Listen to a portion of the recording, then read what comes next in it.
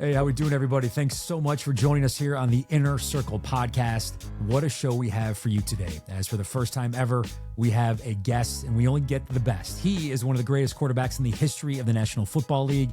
His name is Matthew Stafford, and he joins the Inner Circle today. Stafford discussing what the conversations are like when Sean McVay gets into his headset, the over-under on his longest rushing play of the season, what it's like throwing to Calvin Johnson basically with your eyes closed, and he discusses playing hoops with Matt Ryan in Atlanta with their wives. Plus, Mr. Ryan has a fascinating breakdown of play calls and why he really prefers the long technical calls in his headset as opposed to just looking down on the play sheet on his wrist. Plus, Aaron Donald, AD, recalling the story when former Falcons running back Devonta Freeman basically bows up to him in the middle of a game, throws a punch. He'll break down that. And then Todd discussing the impact of front office stability, but changes at the head coaching position when it comes to clients on his roster. All of that and so much more. But first, the first of many guests here on the Inner Circle pod, future Hall of Famer, possible MVP of the 2025 NFL football season, and a former teammate of AD, Mr. Matthew Stafford. Clap it up for Matthew Stafford. Yes. Thank you guys for having me. I'm honored to be the first guest. I did not know that, but I'm happy to be here hanging out with you guys. We're very selective with who we bring on, all right? You have to be the front runner for the MVP. You have to throw 20 touchdowns, 0 interceptions in the last 6 games. Our standards are high.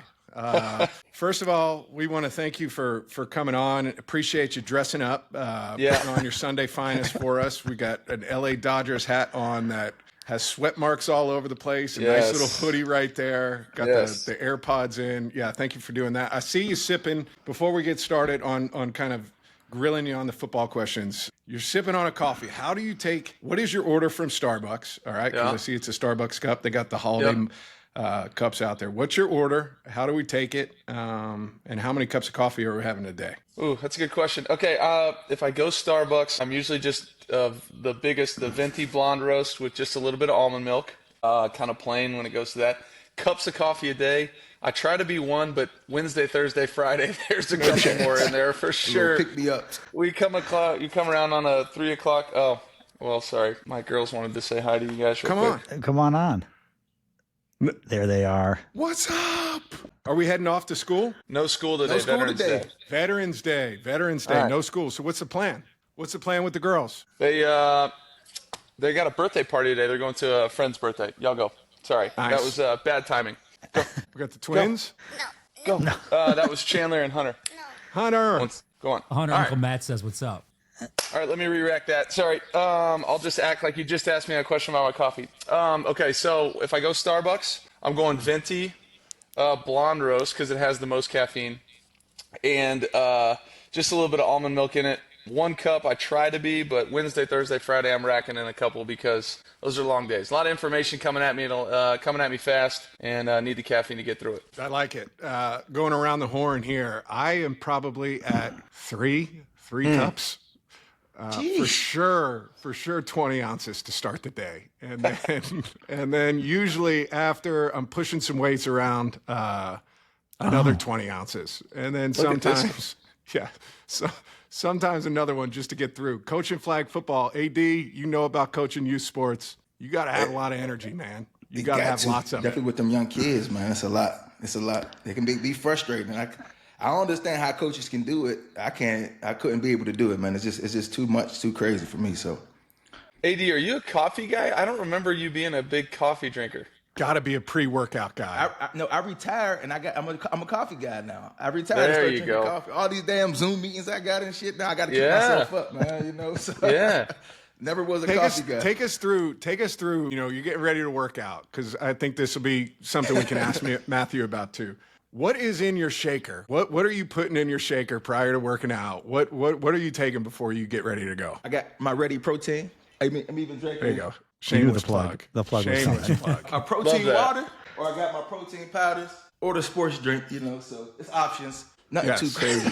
And I just go in there and I raw dog it, man. Get in and work, get in and out. I don't know if we should be talking about raw dog. Do some cardio or hit the gym, you know. Raw dog all day, baby, all day. Hey, Matthew, did you see Matthew AD's video of him just 160 in each arm, like no problem at all? And was there any workout from back in the day where you just like, man, he's just different. This guy's just built different. Yeah, every workout I used to see, I'd be like, I'm over here working on some bands, and this guy's just mutilating fucking weights in our weight room. No, there's one good story. I think I've told it somewhere else before, but AD, there was this kid that was a Make-A-Wish kid, and he had beaten cancer at this point, and he was like a healthy high school kid at this point. It was awesome. He got to come in, and his dream was he wanted to hang out with AD and work out with AD for the day. So this kid comes in, and AD just is like, hey, man, if you're going to do it, you're keeping up with me. Like, I ain't fucking, like, letting you down. And he destroys this kid. He's puking in the trash can in the hallway from bicep curls. That's how many bicep curls they did. This kid threw up from bicep curls. And I'm like, I'm over in the corner just watching it. I'm happy. I'm like, this is just torture for this kid. He's trying to be like, yeah, this is great. I'm with AD. This is so much fun. Inside, he's just bubbling, man. It was a tough day for the kid. Classic lesson. Be careful what you wish for. You got to push him sometimes, man. It's a little work. A little work can never hurt nobody, man. It's all right, man. He got better. He got better that day. He got better that day. Did. That's how we gonna say. He did. We actually met in the gym. You guys will be shocked to know that Matt and Stafford and I met in a gym back in Arizona. It was the first time we actually ever met. Matt, by chance, do you remember the story at all? So I'll remind you. If I'm in a gym in Arizona, was that when I was coming out of college? Yes. At API? API, exactly. So it's a long time away. So I come in the gym. Well, you'll remember this quickly because when I recruit in the Southeast at the time, everyone automatically assumed that I was signing whoever was from the Southeast, right? Oh, an SEC guy. Oh, you're signing Todd France or whatever it was. And so at Georgia, I had a bunch of guys. I can't remember what years they all were. Maybe before you was like Thomas Davis and other guys and Kendrell Bell and whatever.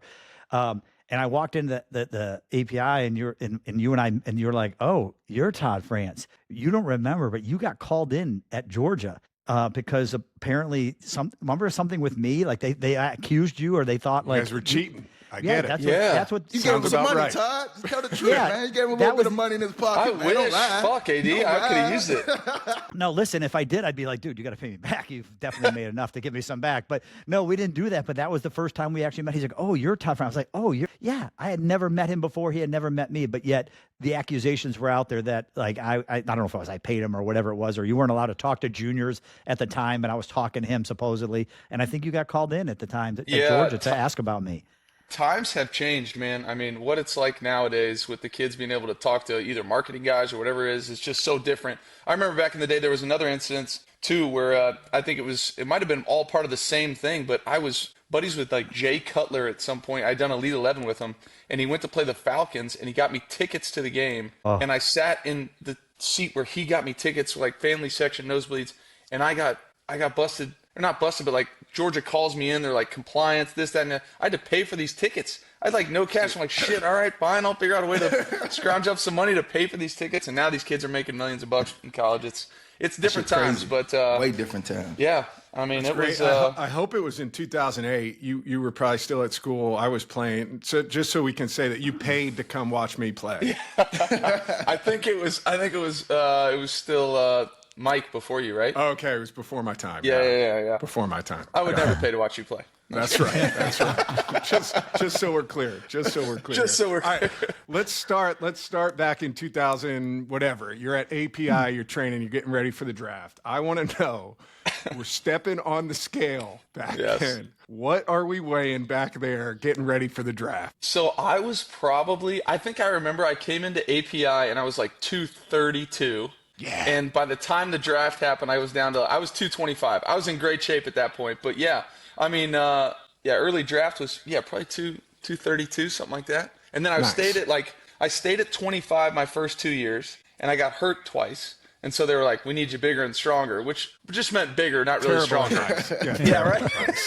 So then I was, 230, 235 for a couple years. And remember, I was with like Drew Stanton, Sean Hill. These guys were units. Big. And so it was like, that's the way the game was. Well, and also the rules back then, they could just pick you up and dump you on your back. So you had to be a little bigger. But I've been tapering down ever since then. I was going to say, so it leads me to where we're at now, right? Year 17. How different is it year 17? What's your weighing? How you take care of your body? What is like Monday like after a game, Tuesday like after a game for you at this stage of your career? And how different is that from, like you said, when you were training with Sean Hill and Drew Stanton? Yeah, it's way different. I'm probably 212 now. That's kind of where I hover at, right around there, 210 to 215, but usually around 212. My Mondays, I have a body guy that comes to the house. We go an hour and a half every single day. And so I work with him on Mondays. I go in and I run and lift with the guys. I come back, get some work done. Tuesdays, back in the day, I would go in, lift, run, do all this. And now I just try to completely relax, get my body turned over for Wednesday, watch a bunch of tape, get caught up on all that kind of stuff. But it's different, and I feel better on Wednesdays when I get to practice when I don't run a marathon on Tuesdays and lift weights, so that's nice. Funny how that works. Yeah, right. And I do feel like it's helping me, play longer. I mean, the rules help me play longer now. You can't get dumped like you used to where you're breaking AC joints and collarbones and all that kind of stuff all the time. I miss them days, man. I bet you do, you jerk. Bet. God. But no, it feels nice. It's nice to kind of be a little bit protected in there and be able to play for a while. So I was watching this clip on social, man. Tee me up, Z. And we know how great, Sean McVay is, how great of a coach he is, but sometimes we know he can be a little long-winded, right?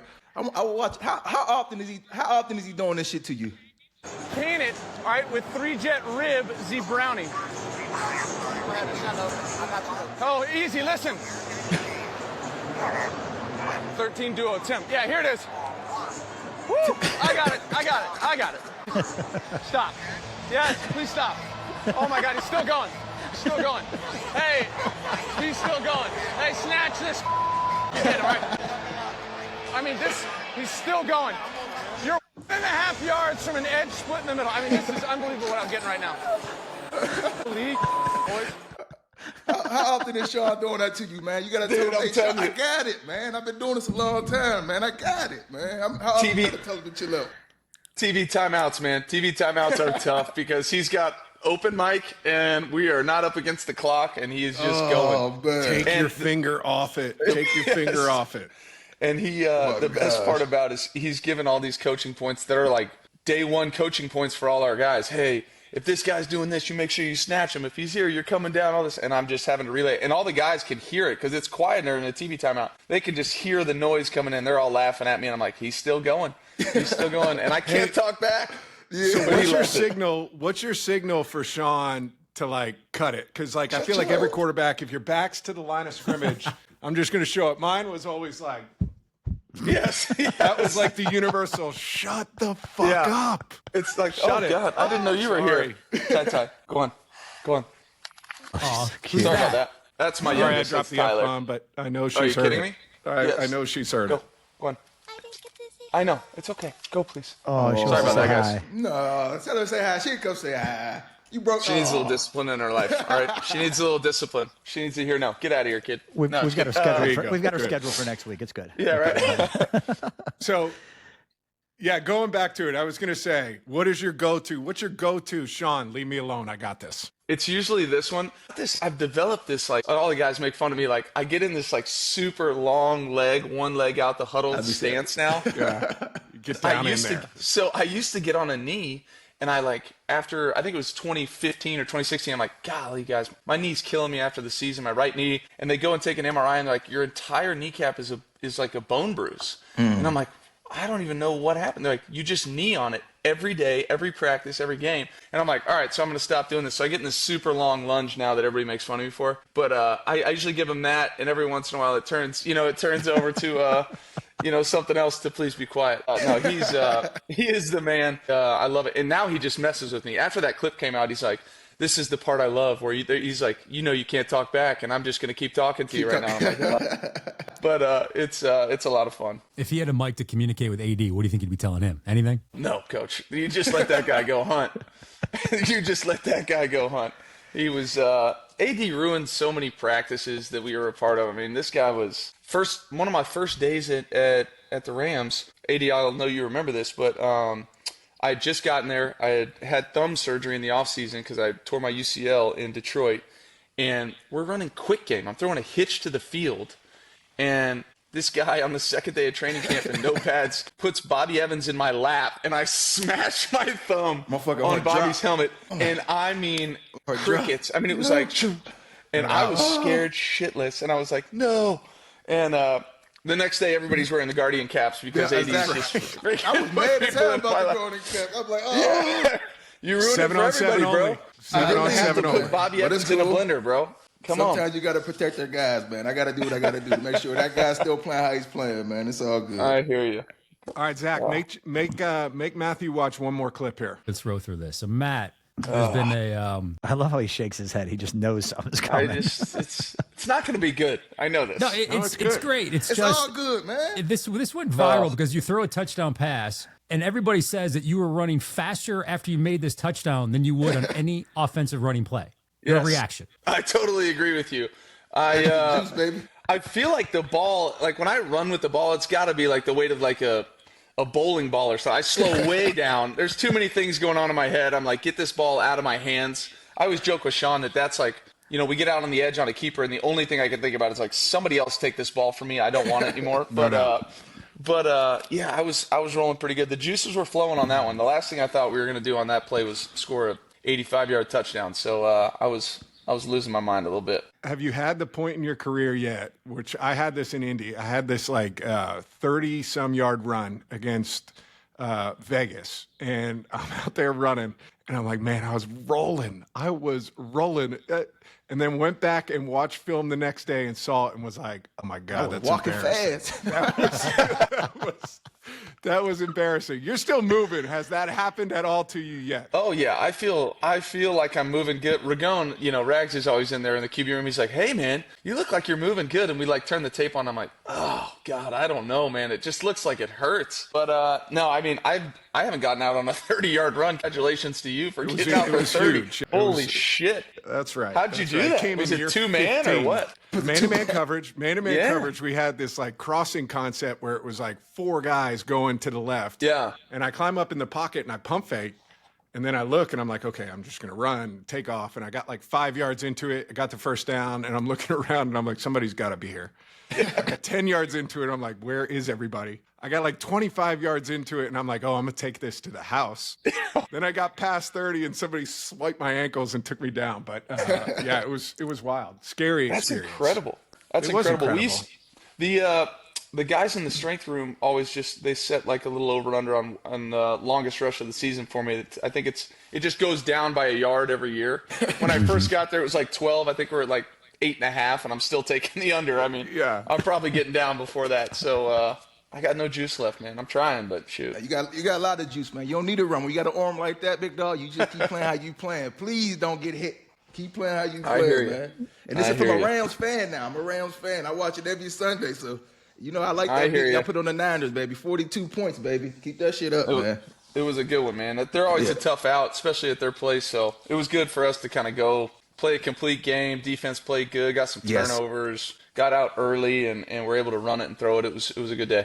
All right, Matthew, I got a little question for you right here. Better teammate, okay? Aaron Donald with the Rams, probably a great teammate, or myself in the Wyuka Baptist Church Basketball League. Who's a better teammate? I mean, both enforcers. I'm going to take AD. Guy made a few more plays than you did on the hardwood. More plays, yeah, I bet. But Matt was an enforcer when we had him on the team, man. He got a little bloody nose at some point, I think it was. He was chasing down people and getting aggressive out there. Our wives were playing on the team as well, so co-ed league. Shout out to the league. Time out. I'm calling it. How does that work? You got 2 alpha males, competitive as hell, and the wives. What level of competition? How does Matt Ryan get a bloody nose in a co-ed rec basketball league in Atlanta? Yeah, well, we say co-ed. I think we had the only 2 girls were the only team in the league. Oh, okay. Yeah. So the competition was pretty good, and but like.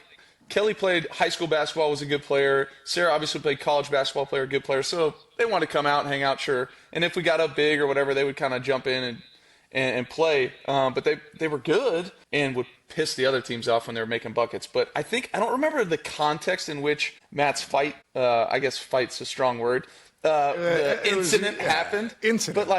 But it was like he was throwing bows, like wrestling over a ball. I think somebody might have hit Sarah, not hit Sarah, but like bumped Sarah or something, like fouled her or whatever. Because she could play. Yeah. Both Kelly and Sarah could play, but got fouled a little hard. And I was like, man, hey, that's my wife. Whoop your ass. What are we doing here? Yeah. All right. Like, throw I'm a nice no shade guy, at the wives, man. No shade at the wives. They can play. I just didn't know how they would turn into, because they got some serious game. So I gotta tell you a funny story about how I got onto this basketball team.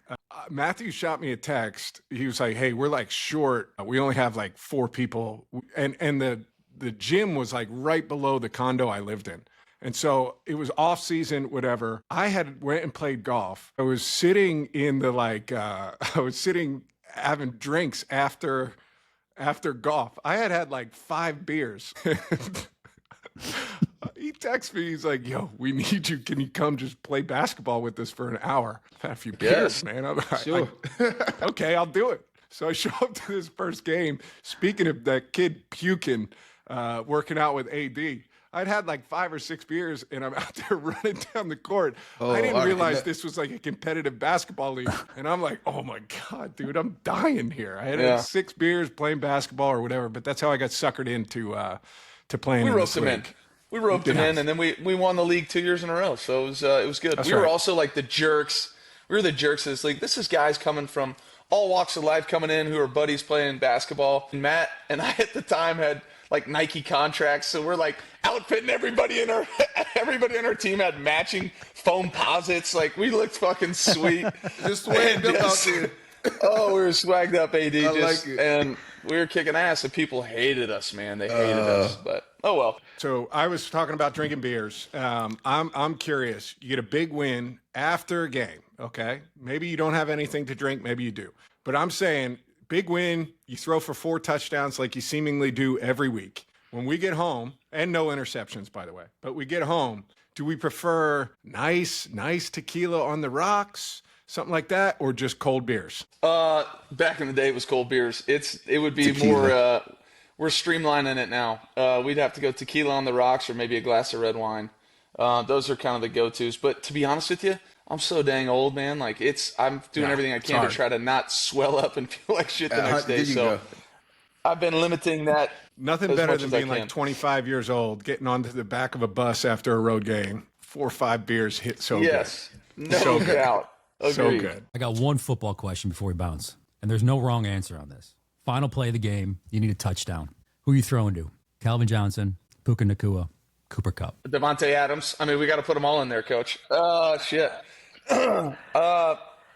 can't answer. He can't I can't answer. answer. I'm going to answer. I close my eyes and throw that thing to Calvin. Throw it up. See what happens. It's not a bad option. Never was a bad option. Puka's got a contract coming up. Throw it to Puka. Yeah, there you go. I'll tell you, Calvin was so unique in the way you game played and played football, because I remember going into games, like no disrespect, but we played the Cowboys at home. I forget what year it was. He had 300 and something yards. Might have been 2012.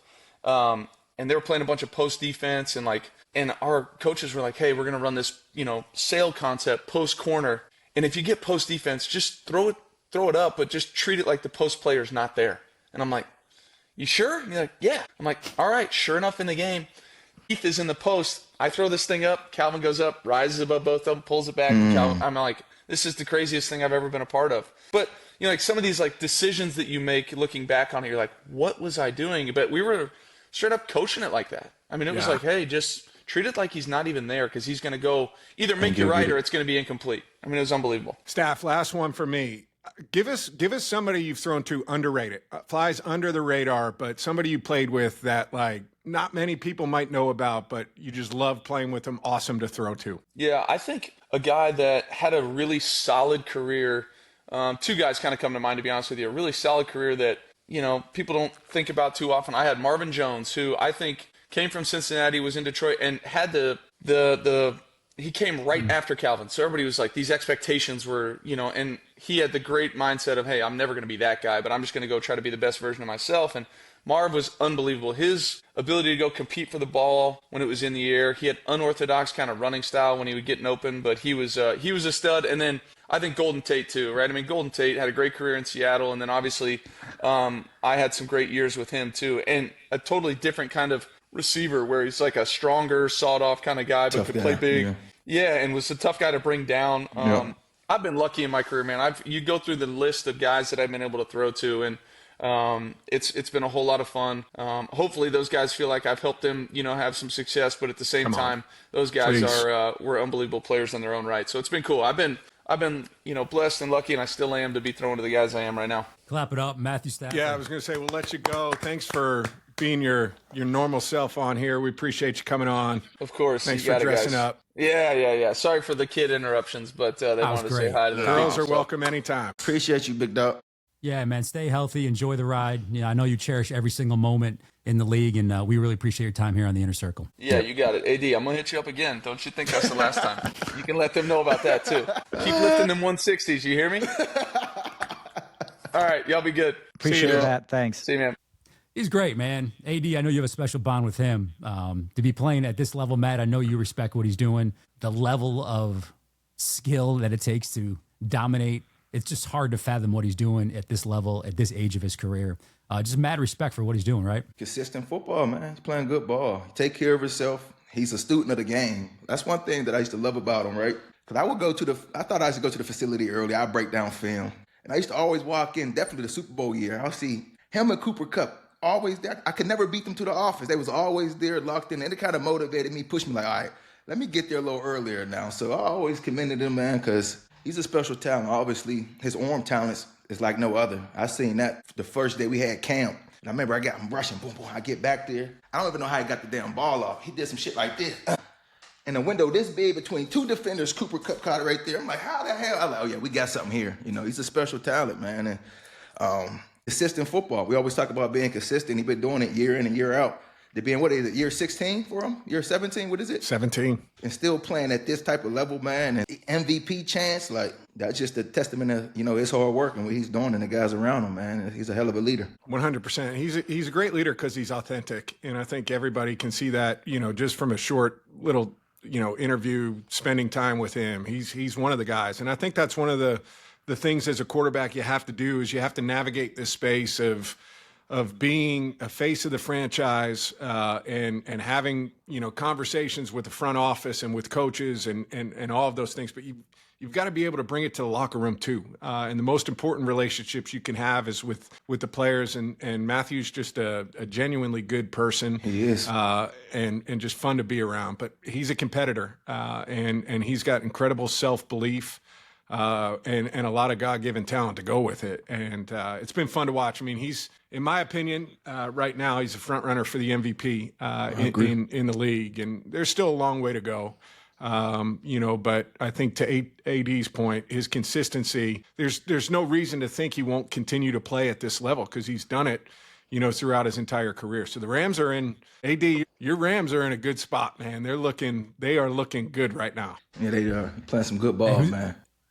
Who's got a better jumper, you or him? He can shoot. Staff can shoot. We've got similar games, as you might expect. All offense, no defense? No, both of us D you up a little bit. I mean, there's competitiveness in there, but both of us shooters first. Maybe not the greatest ball handlers, but shooters first. If you give us some space, we'll make you pay. As for the NFL, we've had our second head coach fired with Brian Daboll, and Ryan Clark tweeted this out from ESPN. It's time to have the Jackson Dart conversation. He's taken way too many hits. This young man isn't supposed to be Allen or Jackson. He's not Daniels or Newton. He's a stud, but don't put him at risk so often. He can't save your job if he isn't on the field. Matt, what's your philosophy on taking hits? Is there a fine line between being tough and being reckless? Yeah, I mean, you've got to be out there. You've got to be available to play. When you're a franchise quarterback, I think, we've talked about this with Matthew Stafford. One of the things that's so impressive is the consistency. Now, has had times in his career where you're out and you miss time, but, we need you out there week in and week out, and we can't as a player, you can't put yourself in harm's way if you can avoid it. And I think that's the biggest thing. As a quarterback, there are situations where you can avoid it. And that starts with running with the football in the open field. And, I love the way he plays. I love the competitiveness. I love the physicality, the toughness, all of those things. But there's a time and a place. And the time and a place is on critical third or fourth downs in the fourth quarter. It's not in the first, second, or third quarter in the regular season. I think that is something you have to learn as a young player, and I think he will. He's fun to watch. I think from a fan's perspective, we all sit there and watch him. He is fun to watch and love the way he plays, but he's got to be out there week in and week out. And I think, I've said it, whether it was here or on our show on CBS, there's just too many visits to the blue tent. And too many of those are self-inflicted. And so I think that's something he'll learn, he'll grow into. But this has to be a good lesson for him early on in his career, where we can't be visiting that blue tent, every week. We've got to find ways to stay on the field and stay healthy. They've been taking and beating for sure. I was watching that game last week. I'm like, God, just fly down. Like, I love the toughness, but lowering your shoulder, you're too important of a piece to be taking a punishment like that every single week. But last week alone, he took a lot of big hits, and I'm like, you got to eliminate that a little bit, man. He can get away with it now. He's a little young. But like long term, that's not going to work. It's just not. It's too physical. AB, I posed this question to you. Like, what do you want from your quarterback? You don't need him to prove how tough he is, right? As a defender, you need him to go out there and perform and be out there and be available. Correct? 100%. You want the toughness, but toughness ain't lowering your shoulder trying to run somebody over every time you got the ball. Like, I want you to make smart decisions. I want you to, be tough, take a hit, be able to get back up. But I don't want you to take that type of punishment. I would never allow that. Like, if that was Matthew Stafford out there getting hit like that, I'm going to the sideline. I'm like, hey, bro, listen. I love how tough you are. Come on, man. We need you, bro. Like, I seen hits like that to him, and I told him like this, bro, we got kids, right? Don't be taking that type of punishment to the point where, definitely when it pertains to getting hit in the head, like this part, don't play around with that. Like, you cannot, man. So, you love the toughness, all that good stuff, but you don't want him to take that punishment. He's too important to do that. If you're thinking long term, it ain't going to work like that.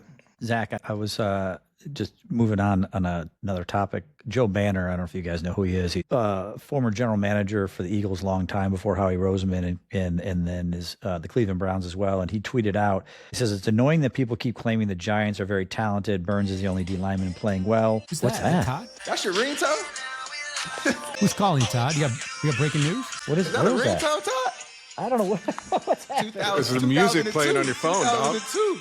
We got his workout playlist. We got Todd's workout playlist. That's my kids in the phone. Hold on. Is that Backstreet Boys? Okay, listen. So he tweeted out, annoying that people keep claiming the Giants are very talented. Burns is the only D lineman playing well. O-line sucks. Tight end isn't doing much. Sadly shows the value of media relationships. And so Z, like, you've been around for a while in different front offices with the Falcons and in other cities as well. How much truth is there to that? Does the media favor shape a team's reputation? Have you ever done favors or been asked to do favors for teams? Like, how does that work from a media perspective with no front favors. offices? Yeah, no favors, Todd, but I do believe he's right on that if you have a really strong relationship with those in the front office or those athletes, let's go back to the front office. If you have a strong relationship, you're less critical all the time. And I think it buys whoever is in that front office one more year. I thought we saw it with the Falcons. I had a really good relationship with Thomas Dimitroff. He was getting absolutely crushed, right before the Falcons went to the Super Bowl, and everybody wanted him fired. And I wrote an op-ed piece for the TV station. Just everybody was killing him for X, Y, and Z, and I was bringing up points. If you're going to kill him for this,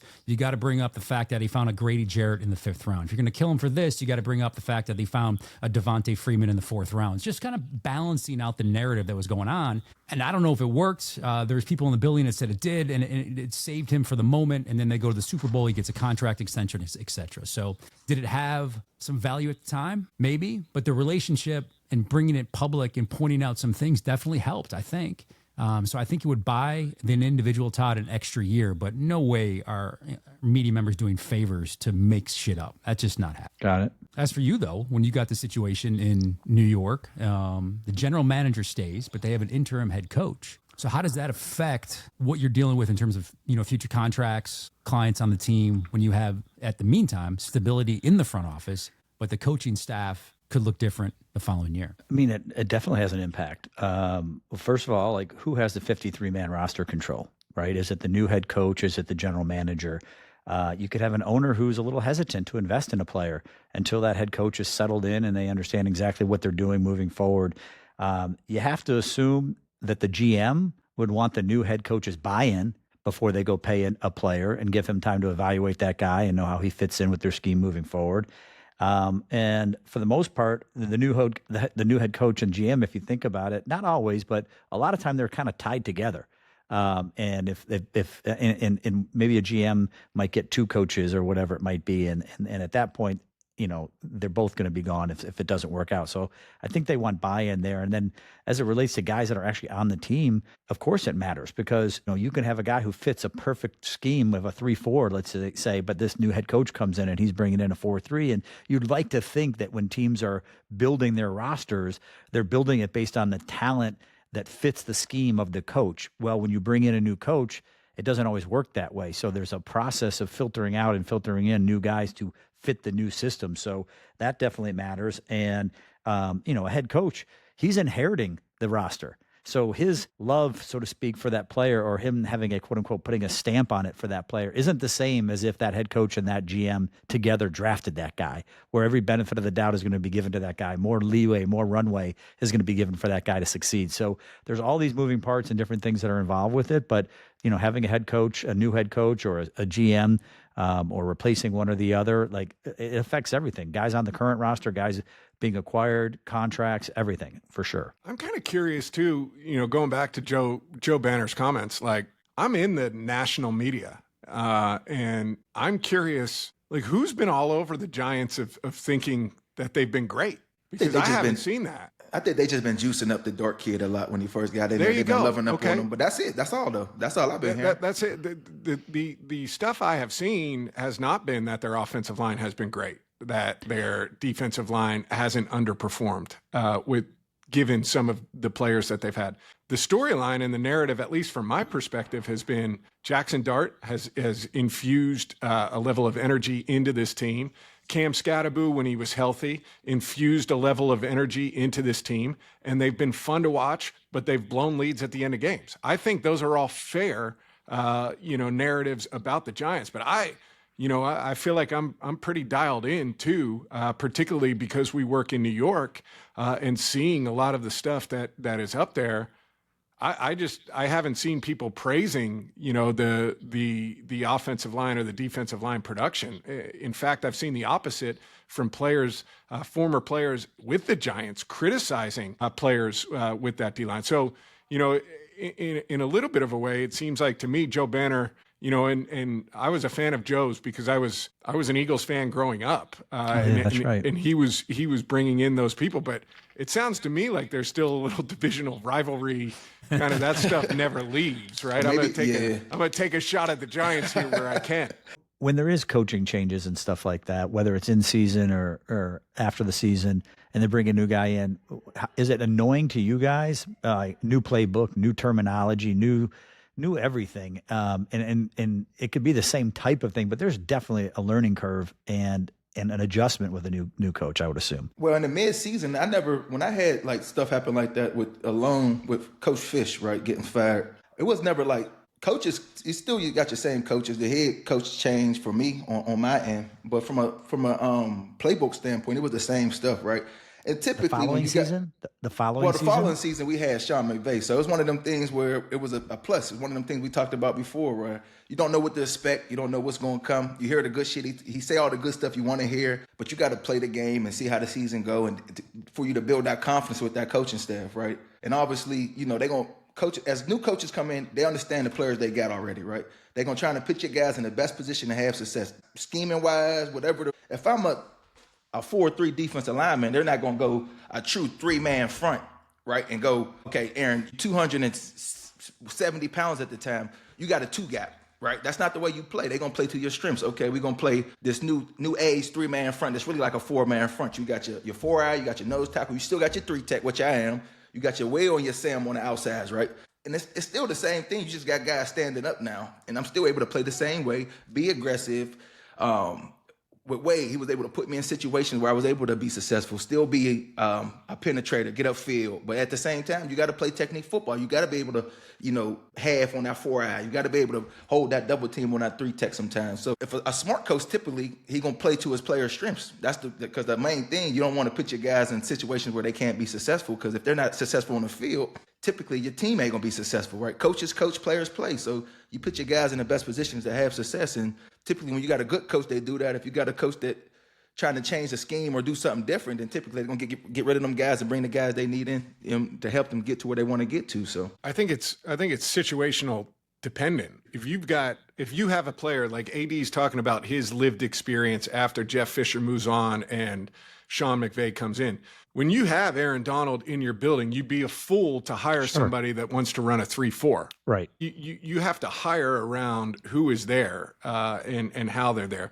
But AD's situation is different. Not every player is of his standard and his caliber. And so I think there is that tough mix for a lot of players of, you know what, I might be the odd man out here because who we brought in, they did not value me in the same level that they value Aaron Donald, and I'm not a fit for this type of scheme. And Todd, that'd be something, I know players are calling you about immediately as new coaches come in, like, I got to get out of here, or the writing's on the wall. I'm probably going to be out of here because this doesn't fit what I do. I've seen that too. There's a huge learning curve with that, and players know what the coach is going to be doing, and sometimes they know it right in the moment, and sometimes a whole new coach comes in, and it's shocking. Sometimes the feedback you get from players with the coaching staff, whether it's a guy who's never played the position or how they're teaching it, even at the highest of levels at the NFL, there are questions and frustrations from the players in terms of how they're learning and what they're being taught, and agreeing or disagreeing with the coach's style or what they want out of the player. It happens, unfortunately, daily. Yeah, I seen all of it too. I seen it all, been a part of it all, to the point where you've been playing with guys for 4 years and then new coach come, they clean house. It's like, damn. Now you got to build that new repetition, you core with a new group of guys, chemistry. So that all play a part in it, man. So that's just the life of the NFL football, though. So it leads me into what's going on, Matt and AD, in Washington and then in Detroit, where you had Dan Campbell, the head coach. He's now calling the offensive plays, and in Washington, you got Dan Quinn calling the defensive plays midseason. They made the switch. They're taking over for their respective offensive defensive coordinators. So while the terminology is the same, Matt, you now have a new voice, a new cadence, a new rhythm, a new flow in your headset.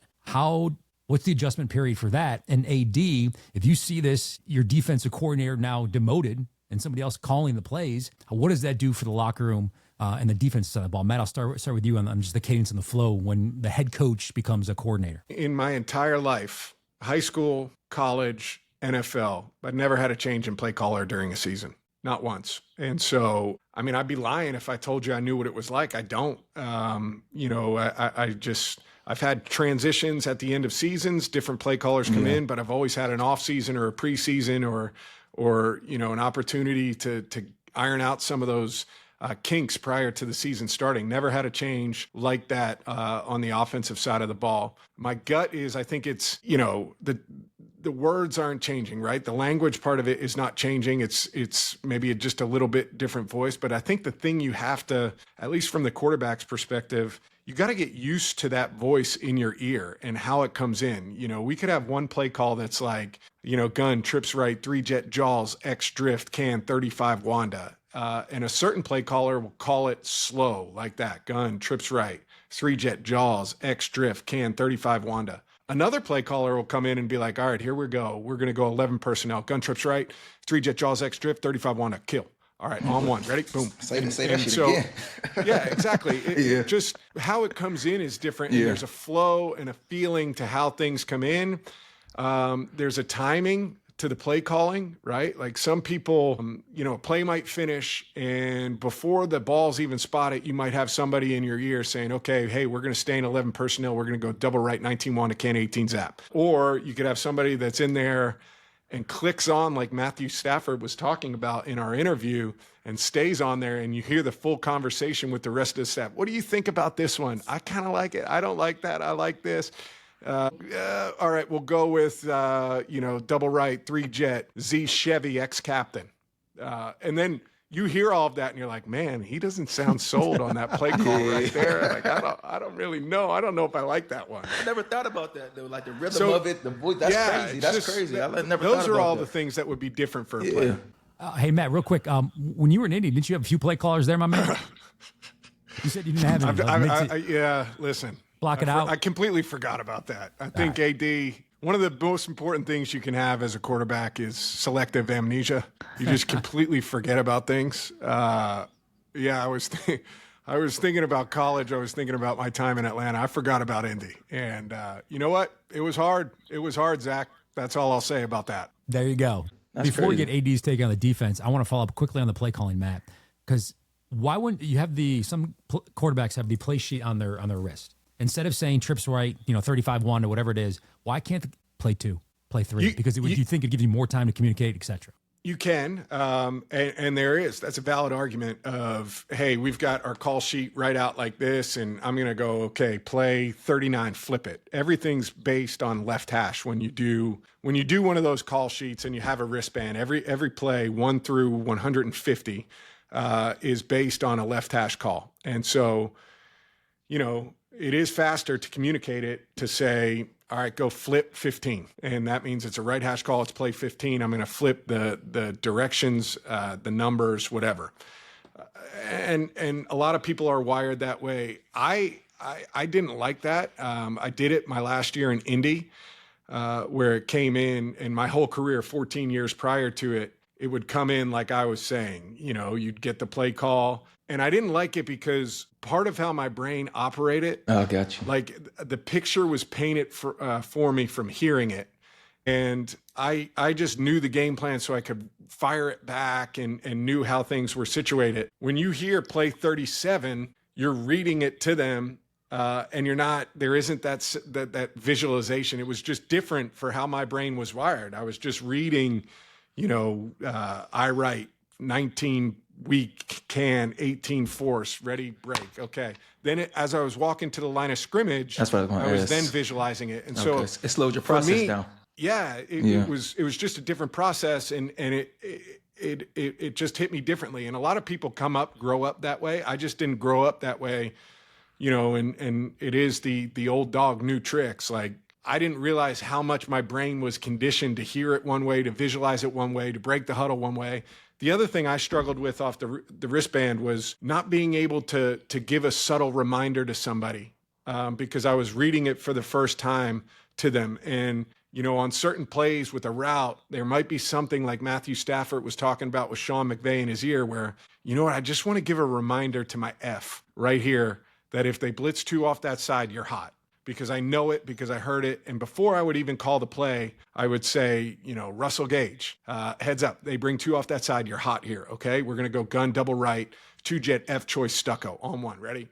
Boom. But I like to be able to give reminders to guys prior to it. And it's difficult to do with a wristband. That's crazy. That's fascinating. I was just all into that. I was all into that. That's like real rap. That's like that's crazy. Your mind towards That's good stuff, Matt. Way to break that down. It was really cool. Because to me, everybody talks about the delay in the play calls and getting things in, and they're told so long, and then you get next thing you know, you got 8 seconds on the play clock, and everybody's rushing. Play 2, play 17. Just mess up the flow. The way your brain works. Yeah, that's crazy. I never thought about it like that because I was never a damn quarterback neither. So. But you did ball on defense, and going back to what Dan Quinn and the Washington Commanders are doing with the DC, then demoted, Dan taking over AD. How do you think the defense would react? Is there still that same trust in the quote unquote former defensive coordinator? How would you react if in the middle of a season your head coach is now calling defensive plays? Well, I feel like typically changes happen for a reason, right? Something's not getting done on the defense side of the ball where somebody needs to step in and help a little bit. So. As long as we go out there and they show me we're going to have success more than what we had prior to, I'm fine with it, right? That's just the nature of the game. You got to be able to adapt, adjust, definitely with different things that happen through a season, long season, a lot of ups and downs. So I don't think it's no big deal. As long as the play calling, terminology is going to be the same. Maybe he's going to put his own little sauce on it, maybe add a couple of little different blitz games and certain things like that can help the defense be a lot better.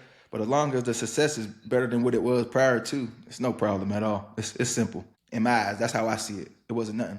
I wouldn't panic or be like, oh, damn, I want my coach. No, if he got the whole reason for, whatever the situation was with him demoting the guy and him stepping into that role, it's for a reason, right? He's not getting the job done. It's a production business. What have you done for me lately, right? So same thing as a player that's in the NFL.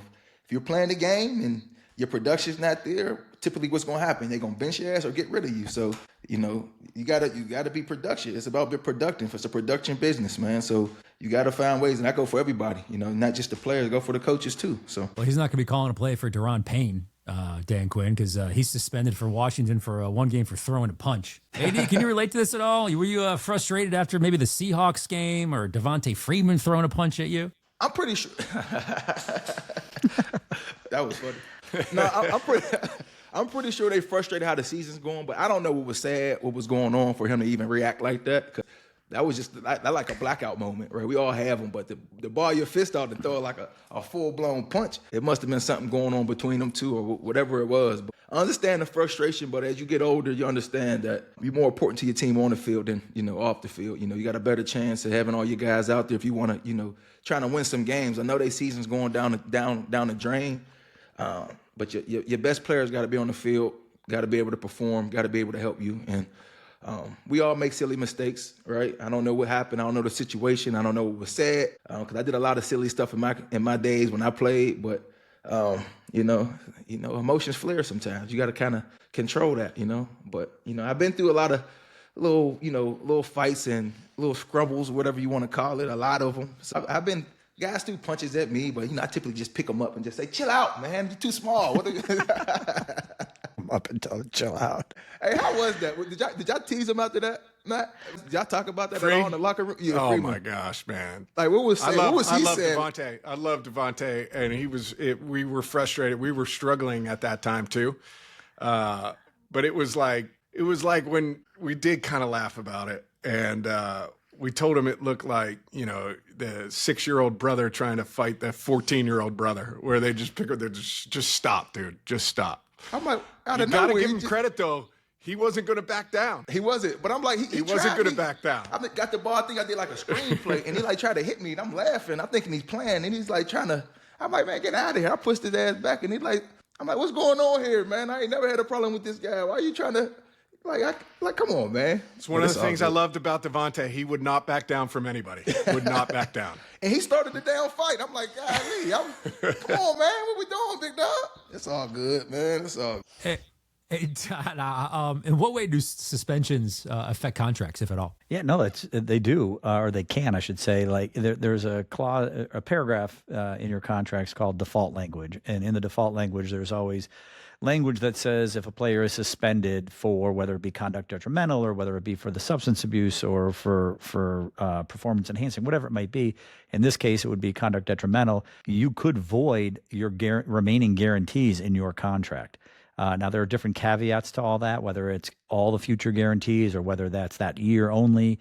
But I believe in Daron Payne's, it actually has a carve out for anything more than 2 games. So suspended for 1 game, it doesn't affect his at all, other than, he's going to miss a paycheck for the week. But and when I say guys' guarantees get voided, it doesn't mean they don't get it. It just means in a case where it did get voided, it just means the guarantee comes off of that money. And so if the guy were to be released at some point later, then that money that he quote unquote had guaranteed, he would not receive. But in this case, it's not that. So yeah, it does impact it. So yeah, you got to control your emotions and all that stuff because everything is tied to everything. And these teams, if there's a way for them to put little loopholes in to be able to claw back money, I mean, believe me, they're going to try to do that for sure. All right, ADs, we're wrapping up here. We got the 2-minute drill coming up. We're going to talk about your big weekend ahead. But first, Aaron Donald's player or players of the week are? So we're going to start Thursday Night Football with that Denver defense. I think they played great football. Zach Allen was out there making plays, but Benito,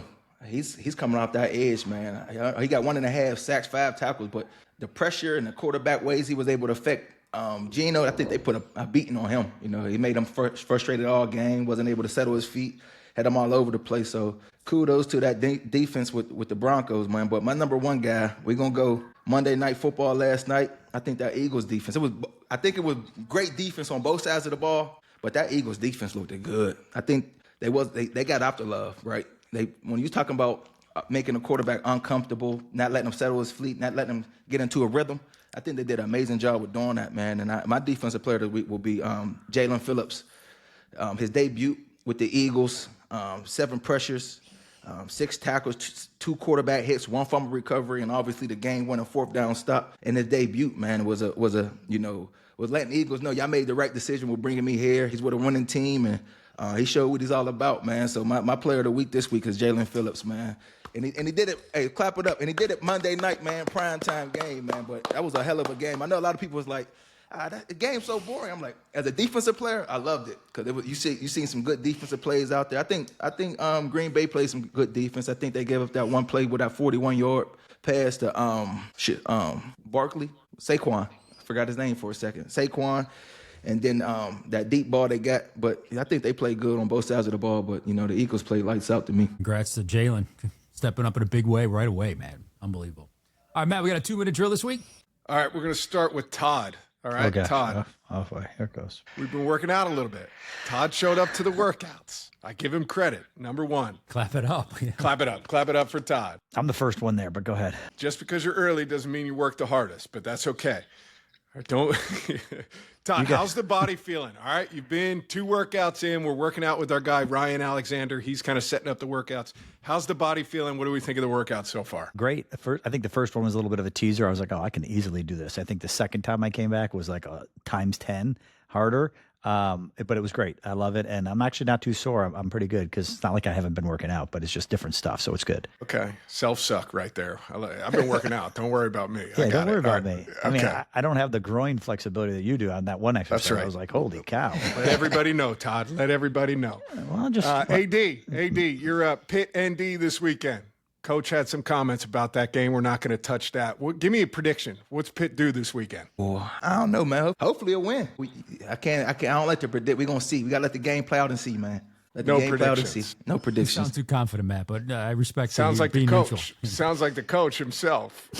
Okay. Confidence in Pitt, man. I love it. Zach, we're switching over to you. Big game in the SEC this week. Georgia taking on Texas. Number 1 storyline you're looking for? To see if Arch Manning can shine under the bright primetime lights, to see if Georgia's defense get off to a quick start, and if Gunnar Stockton can continue to play just this even keel, solid football. Turnovers are not in his repertoire. So I'm looking forward to the Gunnar versus Arch primetime Georgia top 10 matchup. All right, rapid fire here down the line. Todd first. How will Matthew Stafford be remembered? A dog, a lion, or a ram in your mind? a Ram. Super Bowl. Ram. AD. All the above. Shit, I don't know, man. Because he's a dog, ram, lion. Let's say ram. And I got to say dog. He's a dog, man. He's a dog. Yeah, he's a go dog. Dogs. All right. Forever, he'll be a good glue guy on the Wyuka Church Baptist Road, whatever that league was. He was a hell of a teammate. Shout out to Matthew for joining us. Yes, sir. 2 minutes and 20 seconds. That was awesome. Good That stuff. was great. Shout out. And speaking of shout outs, man, let's give it up to AD. Let's clap it up for him. Congratulations. Going to Pitt. Appreciate it, fellas. Much love, man. A halftime of Notre Dame, the jersey retirement. What do you think that moment will be like for you and your family?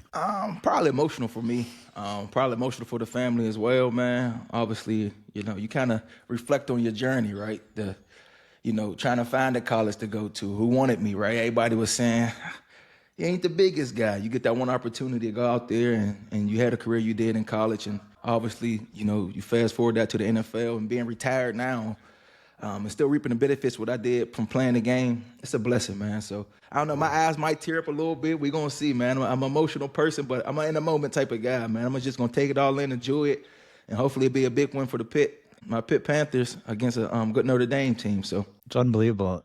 Unbelievable, AD. Appreciate it, fellas. Appreciate it. Yeah, it's What's the deal? It's incredible. Are we giving a little speech? Or do you get a little speech to the fans at halftime? I don't know, man. I'm still waiting for my itinerary. I'm like, I know, college game day's coming now, so I think I got something Friday with them and then Saturday before the game. So I don't know. I'd probably do a little speech to the team before they go out there and play, man. Get them all riled up, juiced up, and ready to knock somebody's head off. So that's about it. You need to record that on your iPhone and bring that into the podcast next week. I'd love to hear your speech pregame. I wear my meta glasses. Yeah, for sure. I was on social media. They had a clip from Pitt football, and then some of the highlights were like all of this Georgia Tech game, and I'm laughing at it because I remember we spoke before that when you were in college. It's gonna be a good game. You. It's not going to be a good game. They played this weird offense. They're just going to chip me and and cut me, and I'm just not going to have stats. And meanwhile, like probably one of your best statistical games in your college career. It was unbelievable. Yeah, that's one of them. Because we played Navy, like, I think 2 weeks before that, and it's similar kind of, they just cut you, right? So I'm like, I watched the film, I'm like, hold on. All they doing is jumping at my, how about I just move my ass out the way, move around them, and just get in the backfield? And that's all they did. I'm like, half the time, they wasn't even blocking me. They just jumping at my legs. I'm just stepping to the side in the backfield. So, hey, I appreciate it, man. My stat line was good that day. Studying film, AD. Congrats, though, man. Yeah, man. Clap it up, so AD. proud of you, man. Congratulations. I appreciate it, fellas. Appreciate it. Hey, man, we love you, bud. Safe travels. Enjoy the moment, and just take it all in. Soak it up. Well deserved. Yes. Epic episode here on the Inner Circle from Matthew Stafford, Matt Ryan, Todd France, Aaron Donald. I'm Zach Klein. Thanks for joining us. Make sure you subscribe, like, tell a friend, and we'll see you next week on the Inner Circle Pod.